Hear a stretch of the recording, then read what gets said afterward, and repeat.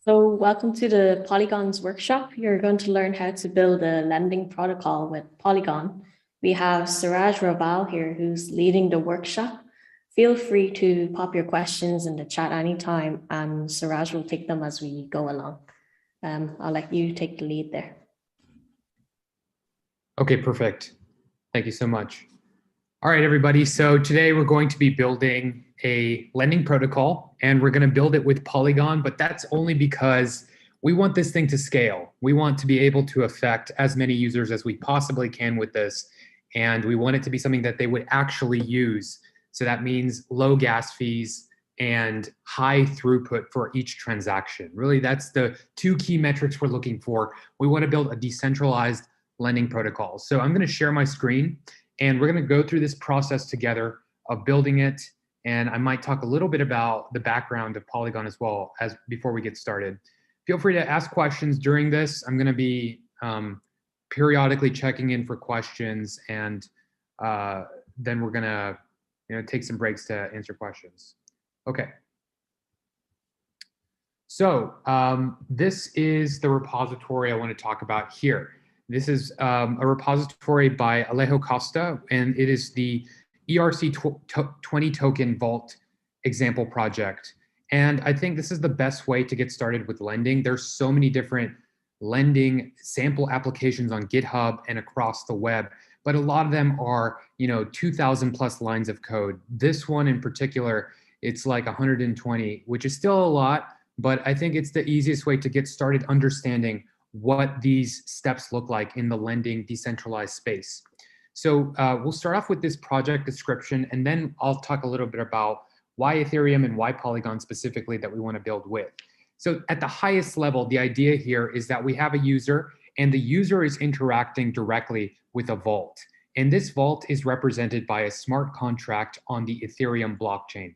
So that is the human to machine interface. It is from a user to a vault. And what a user will do is they will send some ETH to the vault. And the vault will then say, okay, now you've given me, say, 20 ETH. I'm going to give you that amount, but in USD. So in order to be able to convert the cost of ETH that was deposited with the price of USD per ETH at the time, the vault is going to communicate with what's called a price oracle. The price oracle is like a decentralized API. It's going to return a Boolean value, not a Boolean value, it's going to return an unsigned integer value that represents the price per Ether in USD. And that's going to act as the one source of truth that's off-chain, that the vault smart contract is interacting with. Once it knows the price, it's then going to interact with the only other smart contract here, which is a stable coin, and that is represented by coin.sol. And it's going to mint that equivalent amount of stablecoin, and then the user will then receive that stablecoin as a loan. At any time, up to a certain time period that we define programmatically, the user can return bits and pieces of the loan that they ask for, and then they can get their collateral back, or they could pay a lump sum all at once and then receive it then. Now, why is this better than traditional lending? Great question that I'm asking myself. It's because we want this to be able to be offered to people who don't have access to financial instruments, particularly in the developing world, large parts of Africa, India, South Asia. We need to get them like lending solutions ASAP today. So, it doesn't really matter ideologically too much about which blockchains you're building with. All that matters is, will users find a benefit from it today? Will it make their lives better? And I think for a lot of small business owners, especially in agriculture tech, who are looking to grow their farms, and we need sustainability and food solutions so badly, you can't really necessarily get that from a bank in a lot of countries. So they have to turn to protocols like this. So I think if you are a developer, now is a really exciting time to be building with these tools. And I want to kind of show you what the stack is going to look like as we do this together here. So this is a good starter example, and we can see that it exposes 5 main functions. Deposit, that's that process that I first outlined, where we give it ETH. Withdraw is when we withdraw our Ether. Get vault gives us the total amount of collateral in the treasury of the smart contract. Estimate collateral amount, that is a machine-to-machine call. We don't interact with that. That is what The Vault smart contract is going to ask the oracle.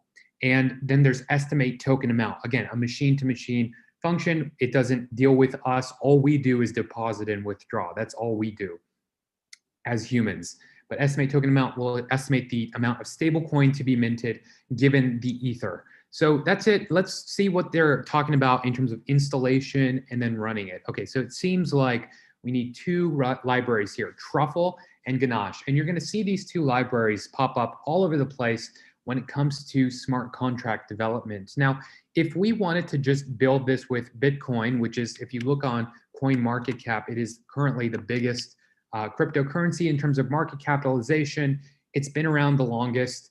The only problem with Bitcoin is that it's not Turing complete. So there's a scripting language that comes with Bitcoin that is not Turing complete. So we couldn't technically build something like this if it, say, had a for loop embedded in the code, nor could we do a wide number of different computations. And that's why number two is Ethereum. Ethereum is Turing complete. It does allow you to be able to do anything that a virtual machine computer would be able to do. And so that's what the origin of that computer science term is. But the problem with Ethereum, and this is the problem with every blockchain, not just Ethereum, is that it has this thing called the blockchain trilemma. You may or may not have heard of it. The blockchain trilemma essentially states that you have three possible features that you can have, but you can only pick two of these three. So there's scalability, security, and decentralization. You can't have all three, you can only pick two. What Ethereum has done is it has picked security and decentralization at the cost of scalability. Now, how are they going to get to scalability? This has been the hottest topic in the Ethereum community, perhaps since its inception about 8 years ago. And there have been a wide range of solutions that have been proposed. The Ethereum core team, primarily Vitalik, divides these classes of solutions into two, layer one and layer two. Layer one is the main chain, and layer two is the side chain, which consists of a series of solutions. ETH2 isn't a one-day event. It doesn't happen on, June 1st, boom, ETH2 is out. It's not like that. It's a series of upgrades that are made to the software over the course of hopefully this year. In terms of layer one solutions, the ETH core team is working really hard on what they can control. That means sharding. Sharding is this idea of splitting up large chunks of data into smaller chunks and then having that spread out in a more distributed fashion across the nodes, and that will hopefully speed up the main chain, layer one. Then there's increasing the block size. That could speed things up. There's switching the consensus mechanism from proof of work, which is primarily what Bitcoin uses right now, to proof of stake, where the network is not secured by computing power, computers doing random mathematical work, solving the associated hashes for any changes in data. Takes forever to do that. Instead of doing that, the network's consensus is decided by the number of tokens that each delegate in this space, or validator, I should say, has, who is securing the network. So it's more representative rather than direct. Is it as powerful as proof of work? I mean, Ethereum already uses this on a side chain, and there are plenty of chains that are already proof of stake, including Polygon. But those are layer one solutions. You need layer two as well. They're both essentially a part of it. And layer two solutions include plasma side chains, and that's what Polygon is right now. It includes state channels. If you ever heard of the Lightning Network for Bitcoin, that uses what's called state channels. And then the end game, Vitalik literally called it the end game in his last blog post. I think it's called end game literally, is what's called zero knowledge rollups. And Polygon has acquired $1 billion worth of these zero knowledge rollups. Here's the blog post I'm referring to, Endgame. Definitely read this if you're looking for a great read. But it's his last blog post.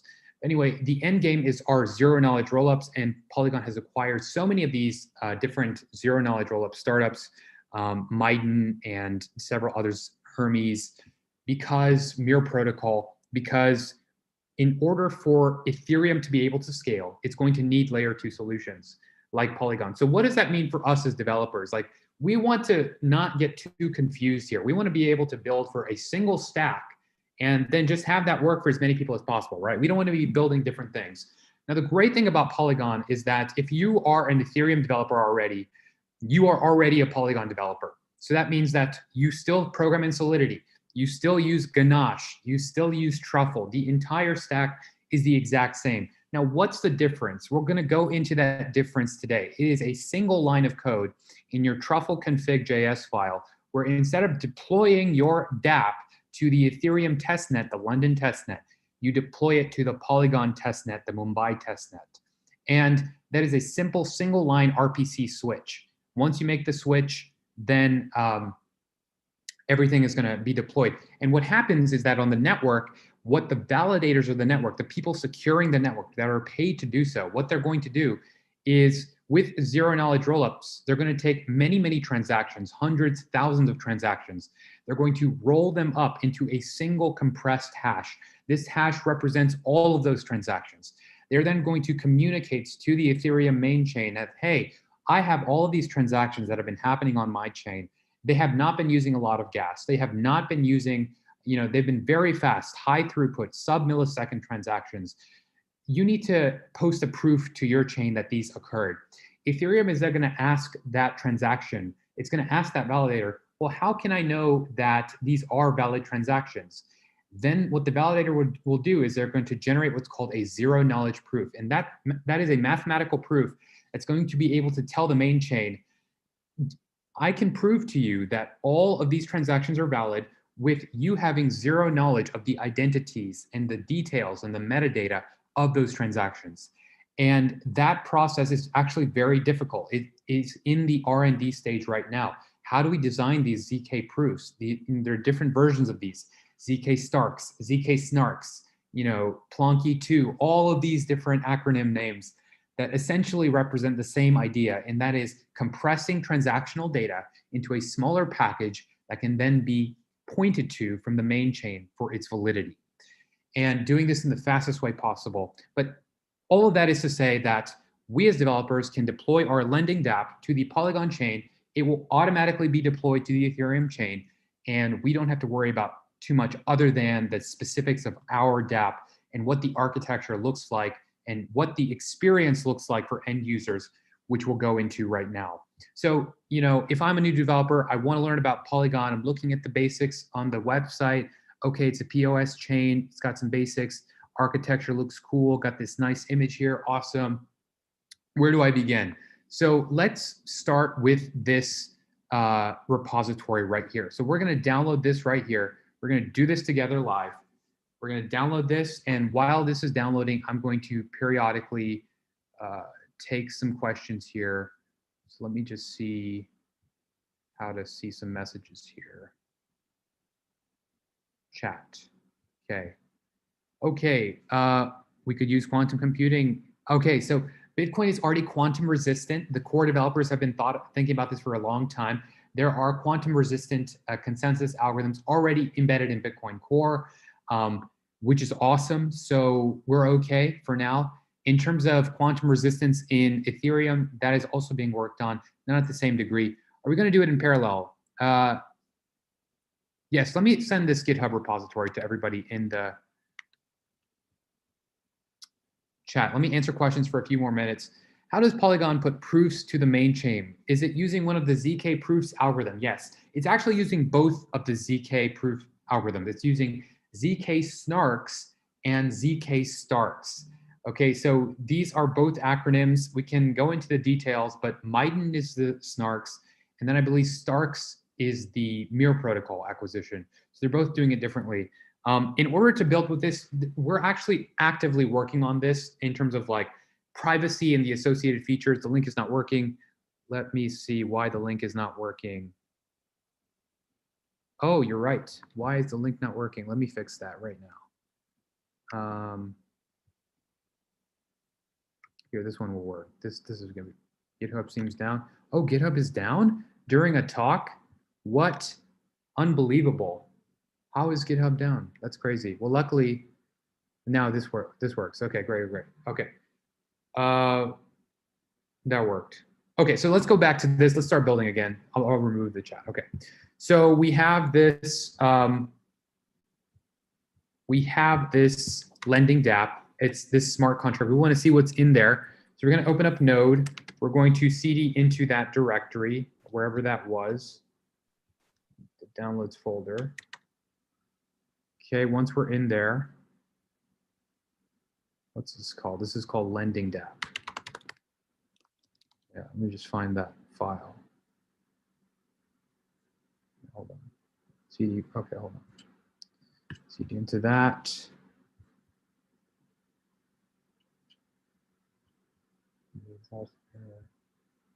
Make sure it's there. It is unzipping. I guess it's quite big. It's quite big. Okay, great. We got it here. All right, so let's build this. So we got to open this up in a text editor, see what's happening here before we do anything. So we'll open it up, see what's happening here. Okay, so we got some code. We got some packages. Okay, so OpenZeppelin is going to be used. It's like this test framework for building smart contracts. It's got a lot of templates. And yes, it's good for running on Windows, by the way. And then Truffle is essentially our smart contract testing platform.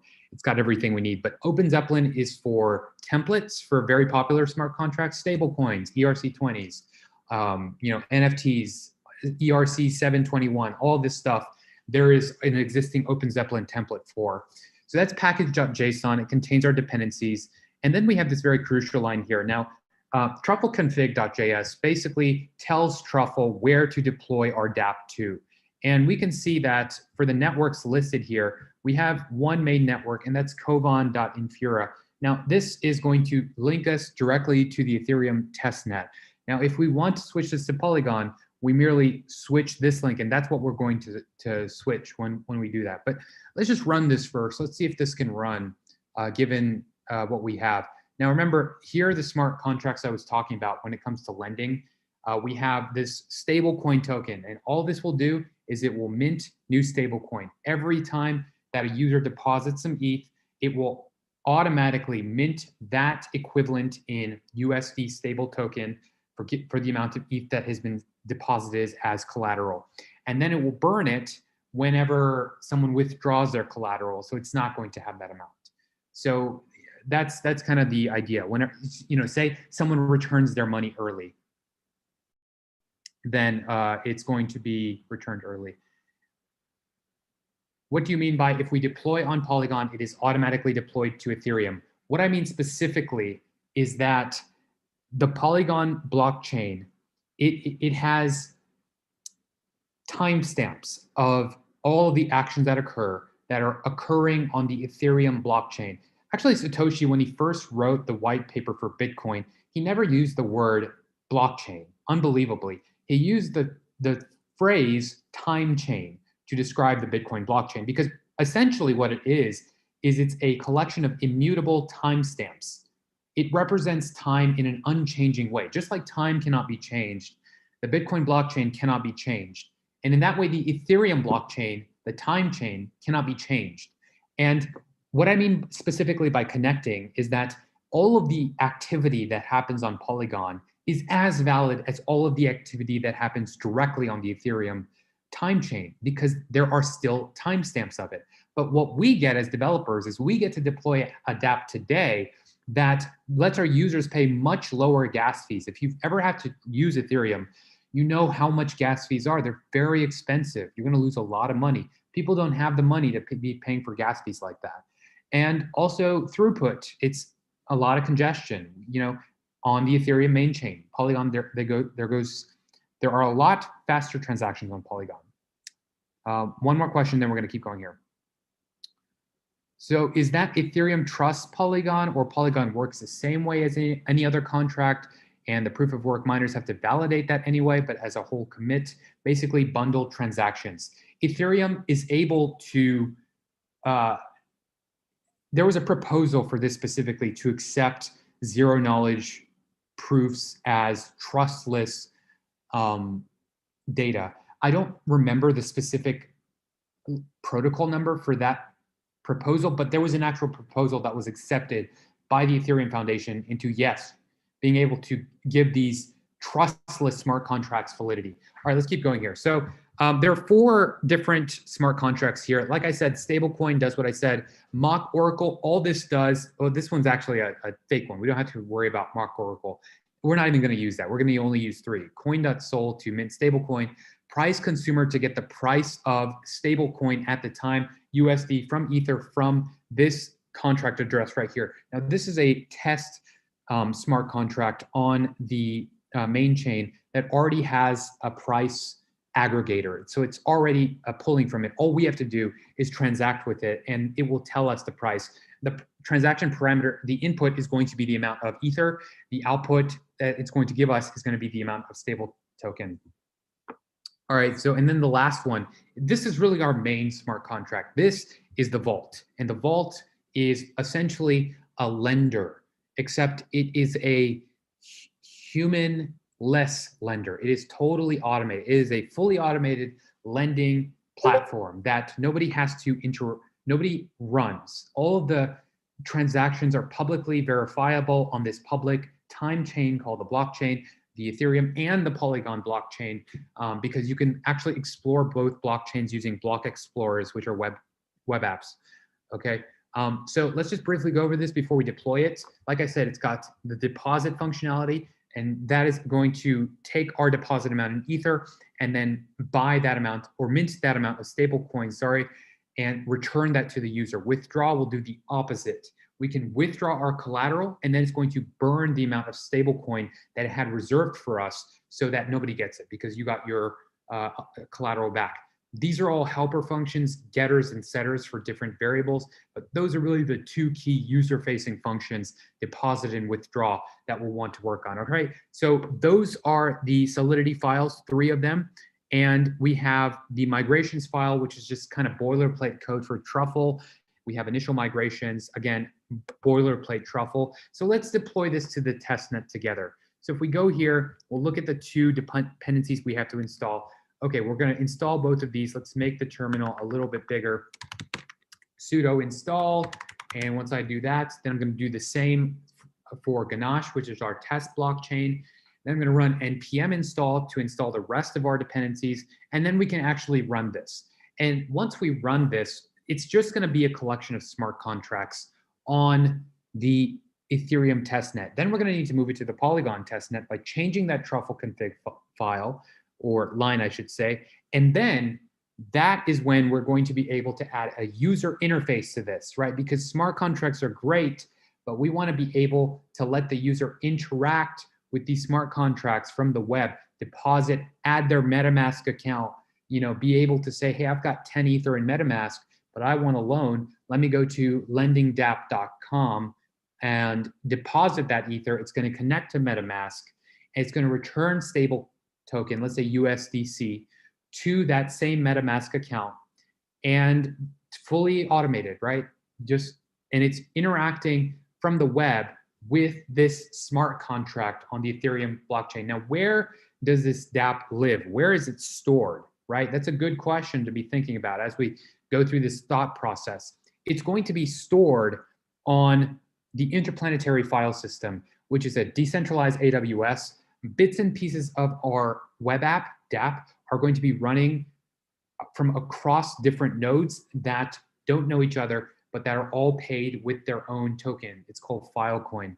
But we don't have to look at any of that. We can deploy it directly using this great interface called fleek.co. And fleek.co is awesome. It's free. It's a way to deploy an app. Think of it like a decentralized Heroku. We just deploy our app to Fleek. It will deploy it to a collection of IPFS nodes for us. And then all of this is timestamped on the Ethereum blockchain. There are pointers to all this data. So that's the way to think about this architecture. We have smart contracts. We have a user interface.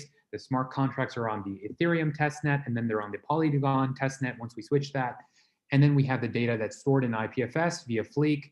And we, as users, are interact with all of this via our regular Chrome or whatever Mozilla web browser that we're using, or Brave.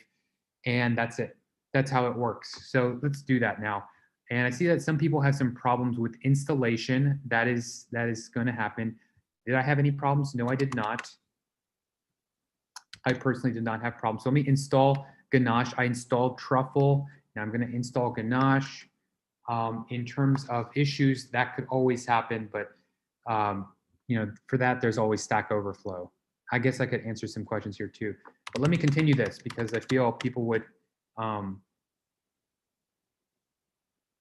enjoy this. So we installed both of our dependencies, Truffle for building smart contracts, Ganache for running this on a test blockchain, and npm install for installing literally everything else. And then once we have that, we can run these tests and it's going to compile the smart contracts for us. Then we'll have to add a user interface to actually use this.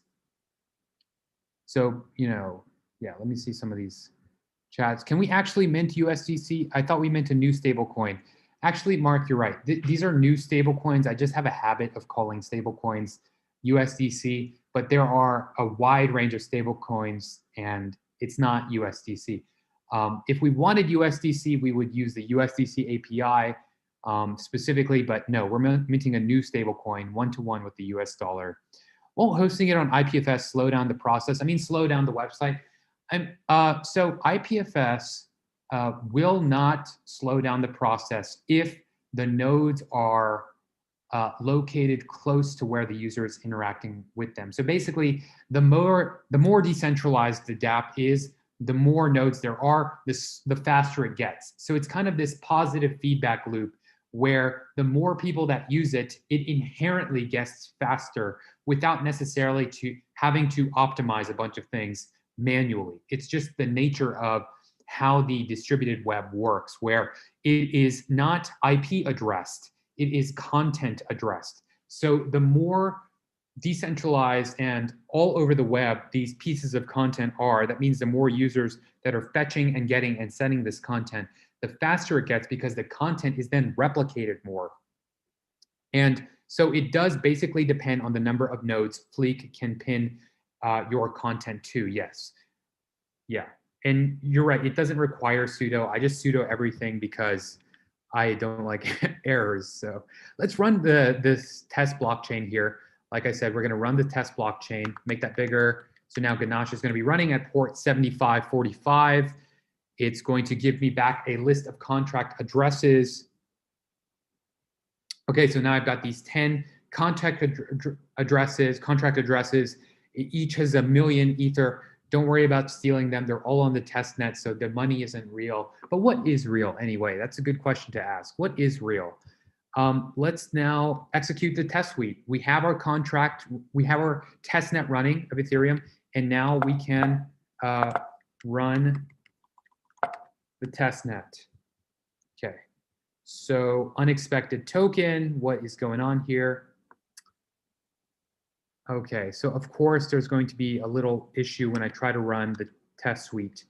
So as any great or mediocre, I should say, developer, I'm going to go to Stack Overflow and I'm going to see what the hell the problem is here with truffle deploy. In terms of catch, there's a syntax error. Okay, so this person's getting it as well. It can be avoided using bash. I'm not on Windows, so why should I? Okay, this specifically doesn't matter to me. This is not related to my problem, but I have ethereum.stackexchange here. Okay, so this was a single line. You got to delete the line in deploy contracts.js. Ah, okay, gotcha. Right, just delete that file and edit it. Gotcha. So I will do that. I will delete that file and edit it. I'm going to delete contracts deployment.js. Okay, and then in initial migrations, I'm going to deploy. It says change this to your contract name. So I will change that to migration, deploy to. I'll just create a new file, test. Call it test, and it's called test.sol, and it's just got nothing in there. And this is going to call migrations. Oh, not sol. I need to call it test.js. I'm going to remove this from it. Okay, let's try that. JS, whatever. Okay, let's see if that works. Nice. That did not work. Okay, that's okay. That is fine. So we're going to do something different here entirely.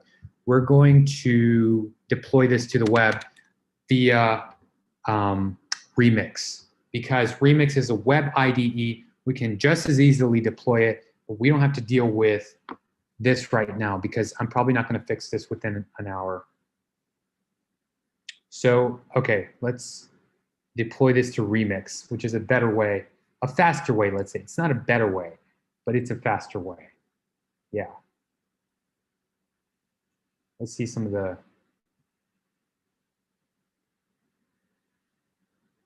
yeah. Oh, it might be the env variable. Right to live demo gods. Yeah, that's how it is. That's how it is, right? Okay, so we're on Remix. We're gonna deploy this smart contract to Remix, and we're gonna call it, what are we gonna call it? We're gonna call it lender.sol, lender.solidity. It's gonna open that. Okay, I've got lender.solidity here, and then I'm gonna go back. I'm gonna see what are my three, all I care about really from this repository are three different contracts. That's it, and I can deploy them from here anyway, right? So interfaces, and then I have the vault. So the vault is easy. It doesn't have any dependencies, so I can just start with this one right here, the vault, and I will deploy that to Remix. Just like that, to Remix. Here we go. We got the vault. All right, and I'm gonna call this, I'll call it iVault, yeah, okay. So once that's there, we can compile it by going to the compiler and compile lender.sol. That's going to compile this smart contract. And once it's done compiling, I think I compiled it. Yes, I did. Okay, I can publish it to IPFS, and this is going to give it a content address. These 25 characters are the content address that represents the smart contract. And then in the smart contract, what we can do if we want to create files for users and records for rows and different things is we can add to this. What IPFS, this file structure, the way it works, is it is a directed acyclic graph, a DAG, a Merkle DAG. That means that for every new piece of data, a new node in this Merkle DAG, it's kind of like a tree, a binary tree, it's very similar, is created. And all of these DAGs create new hashes, and all the hashes point back to the mother hash, like the main hash from which everything chains off of. And so at the highest level, you can think of our website, our DApp, as having a single hash that represents all of the content, all of the data inside of it, which is nested inside of this Merkle DAG, which IPFS creates. It's kind of like a file structure. But we don't have to worry about that functionality. IPFS does it for us. All we need is the highest level hash of our content, which can be accessed via the IPFS web. And what Fleek does is it is a gateway between the IPFS://web and the HTTP://web. So users can interact with your DApp, but from the HTTP www web 2, right? So they don't have to switch anything up too much. There's a gateway until there are native browsers for IPFS, which in a way Brave is doing that and others. So let's keep going. We compiled it. Now we're going to deploy it. And okay, it's got to be, it may be abstract, not implement an abstract parents method completely. So we're going to get creative here. And we're going to go ahead and do this locally. I know what to do. So here's what we're going to do, because this doesn't want to play with us. This is development, by the way. I'm showing you the pain of development. It's going to be hard, but then it gets easier. Let's keep going here. I have a great solution to this. We're going to go to the Academy. This is a newer initiative that we're launching at Polygon. It's called the Academy. If you ever wanted to learn how to build with Polygon, I've been personally working on this for a few months. This is the best learning resource. I've curated all of the best from across the web. It's a great learning journey from start to finish, top to bottom. You'll earn NFTs as you do it for free. There are 4 levels. check it out, academy.polygon.technology, all right?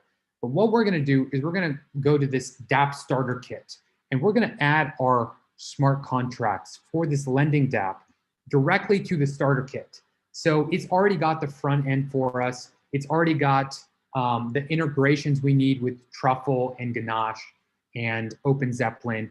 And so we just have to run it, download it, compile it. Let me send it in the chat so people have a link to it, the starter kit. So everybody has it. Let me see what's going on.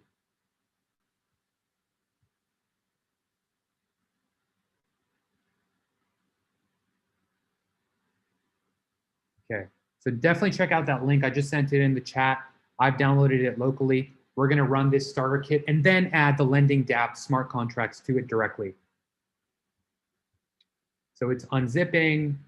I already have Ganache. I already have Truffle. Okay, and I'm going to create a new React app with the template Polygon starter kit. Okay, so I'm going to name my project something, and then with npx, I'm going to do this. Okay, so I'm in a different, so Ganache is running, right? Ganache is already running. We just need to deploy some lending dApp smart contracts to this. So I'm going to make sure this is open, starter kits. And right now, let's see what it's doing. It's expanding it. So it needs to be able to expand that. Okay, look, it's got it. And now I will add it. Hold on. Let me make sure I can add this. I can CD into it. Okay, so I'm in there. And now I will run this, but my way. So it's going to be, the project name is Lender. And it's going to have this starter kit here. Okay, create React app. Boom. Okay, so it's creating a new React app. Installing the components, doing everything it's got to do. We're moving. We're going in the right direction here. We have Ganache running. We have a test net waiting for us. Okay, and actually that test net right now, we can switch to Polygon, by the way. So let's do that. So we'll go to Ganache, run Polygon command or something. What is it? It's like run it on Polygon.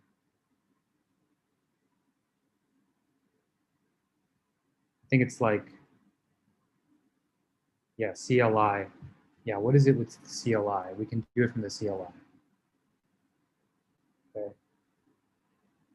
All right. So this is taking a lot of, it's doing a lot right now. Let's do one thing at a time. So this is still loading. Okay, good, let it load. Ganache CLI, and then we switch the network to Polygon. There's a specific command I'm looking for right now. Yes, here it is. It is in the docs.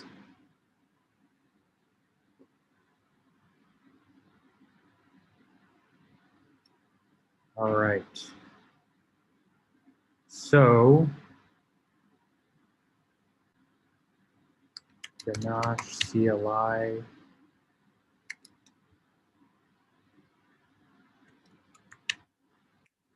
Yep. Okay, there's a CLI. Okay. Interesting. Yeah. Yeah, Istanbul testnet. So here's like that. So we'll just do that in a different, so we have that running in a different tab on terminal.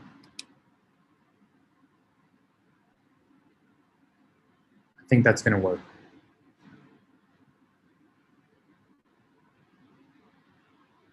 Yeah, okay, so now this is running on Polygon. Our testnet is running on Polygon. We can close out the Ethereum one, and this is at a different port now. This is at, what is this? This is at,